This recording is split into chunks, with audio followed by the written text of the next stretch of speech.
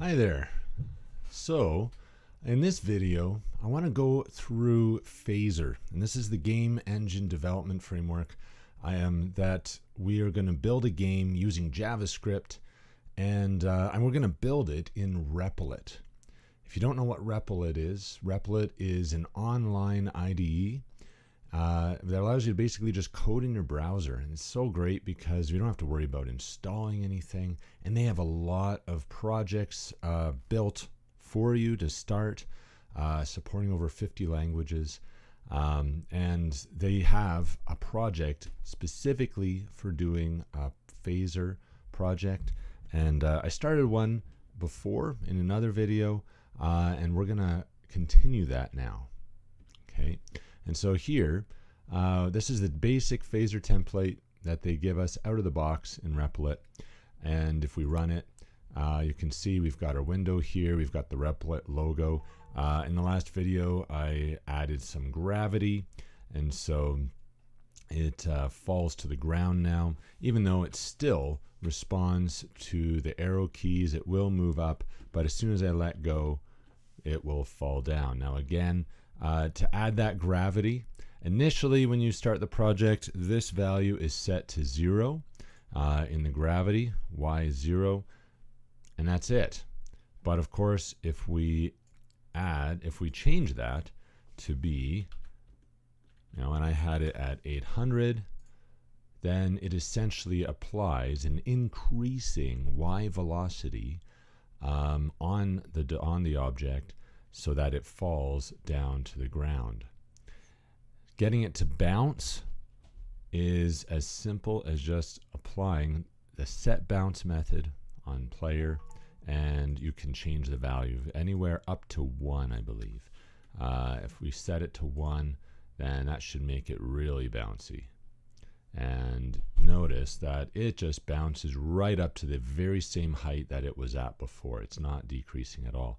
If we want to decrease so it eventually stops on the ground, that's when you need to have something like 0.6, something that's less than 1.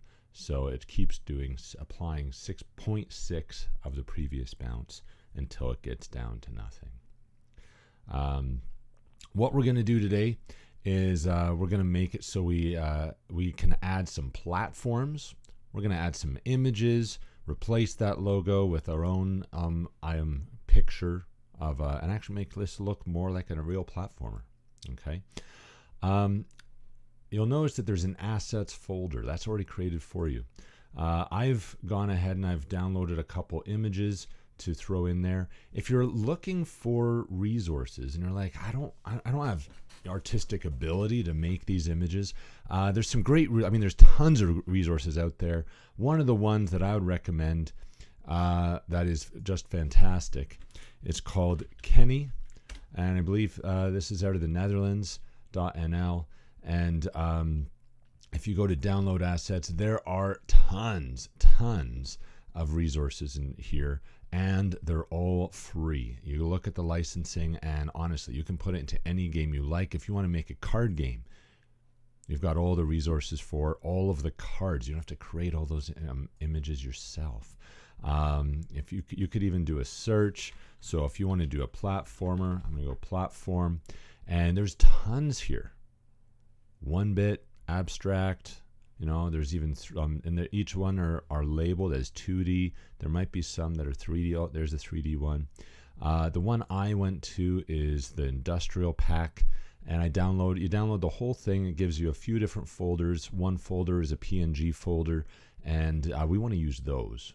Okay, it does have the vector files as well, so that means if you like it but you want to make some changes and you're adept at using a vector editing software like Illustrator, then or Inkscape, you could use that. You could do that and just adjust it and change it. I'm going to use it as it is, and mainly I'm going to use this block right here. I'm going to make a bunch of platforms using that, or maybe one of these. We'll see.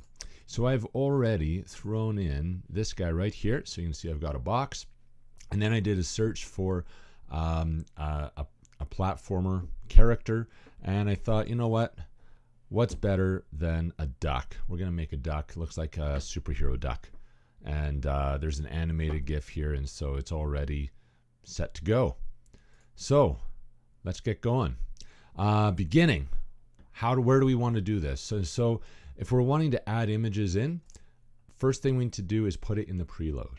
All right, so just like what we've got up there, this dot load image, and here I'm going to give it a string value.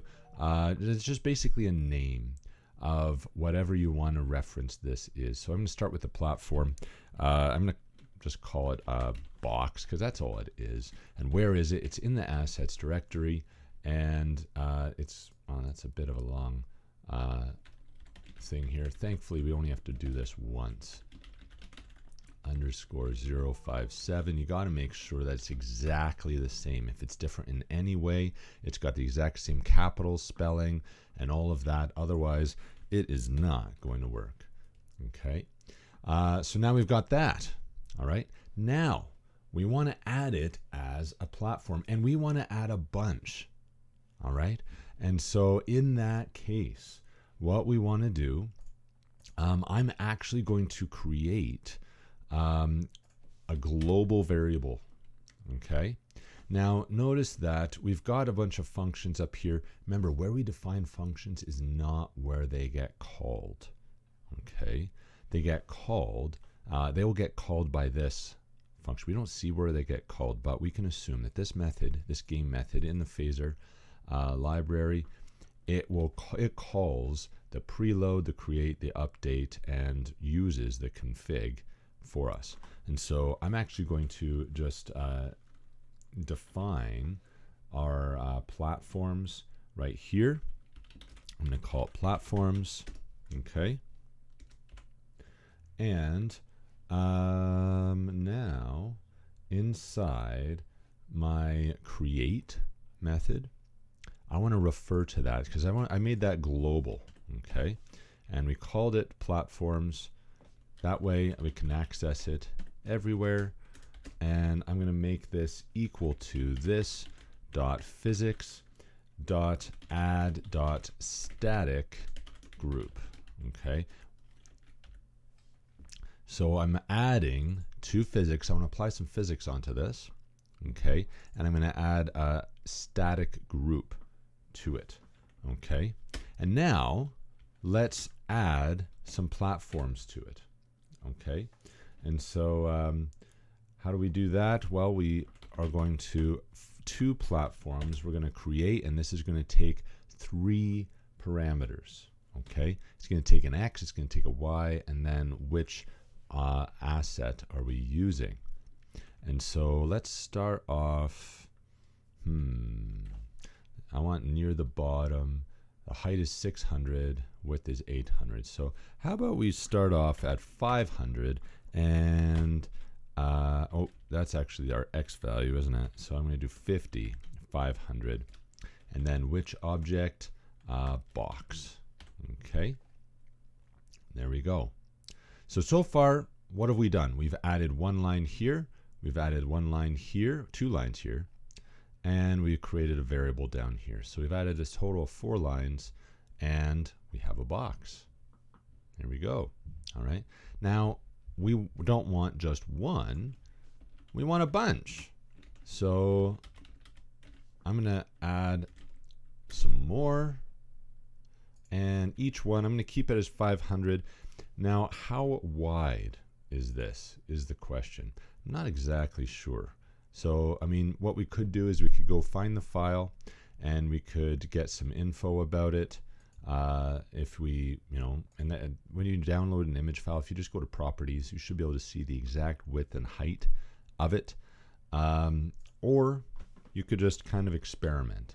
And so if I set 1 to 150, that's a little bit too far over. So I'm going to try 120. Let's see about that. That's actually pretty good. What about 125? And that means there's like 75 difference, and that gives a bit of a space between. I don't mind that. That actually looks pretty good, I think.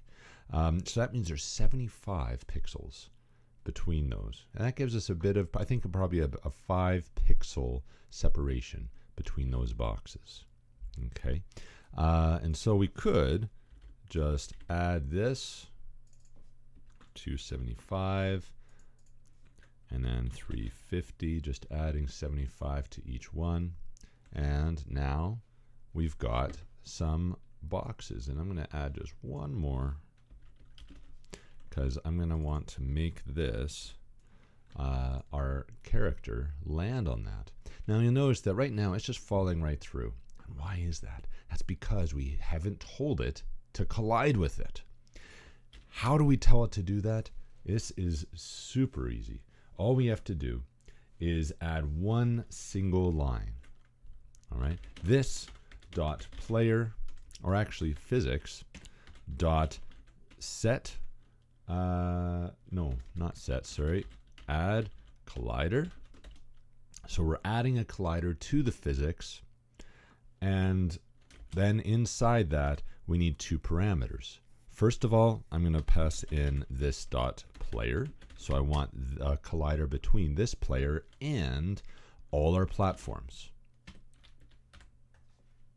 One line, we hit run, and look at that. Now it lands on it. And we can move, we can go up, we can jump. And actually, we're not actually jumping, right? We're not actually jumping because right now, I can push and hold W and I basically fly. All right. Same with the arrow keys. We don't want that. What do we want? We want to be able to jump, but maybe before we do that, let's just get the image of our duck in there, shall we?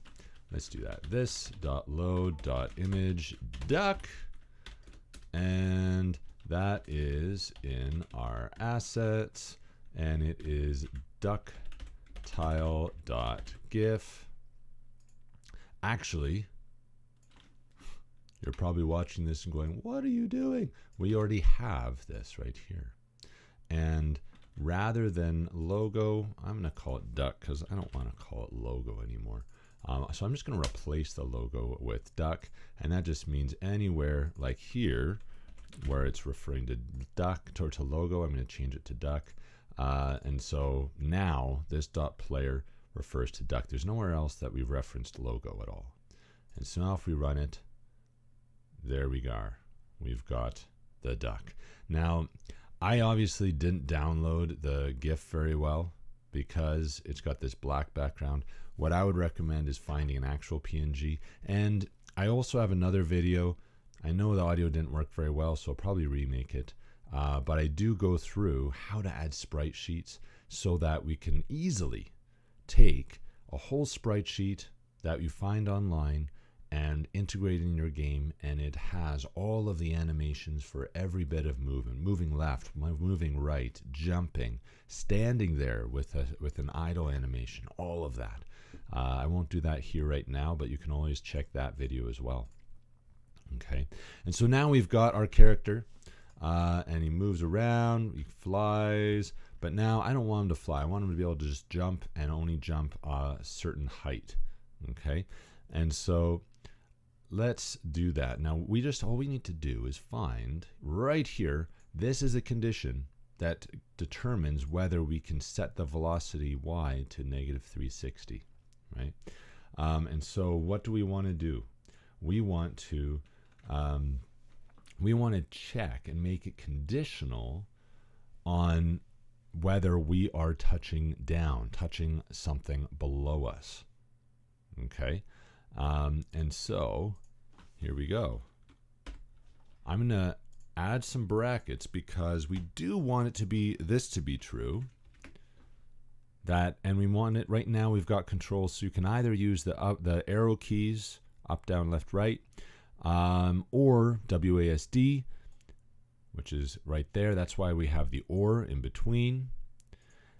But now I want to add a condition, so that has to be true. One of those has to be true, and this dot player dot touch, body dot touching dot down.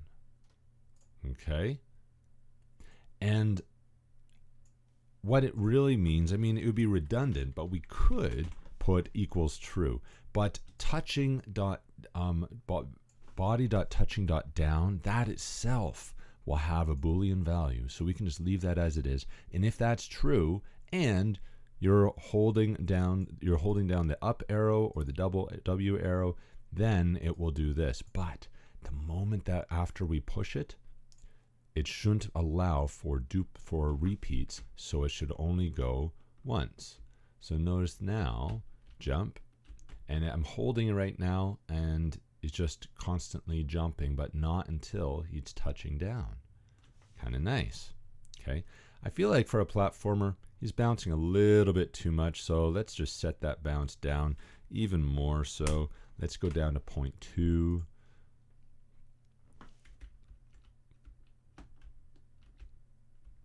That's better.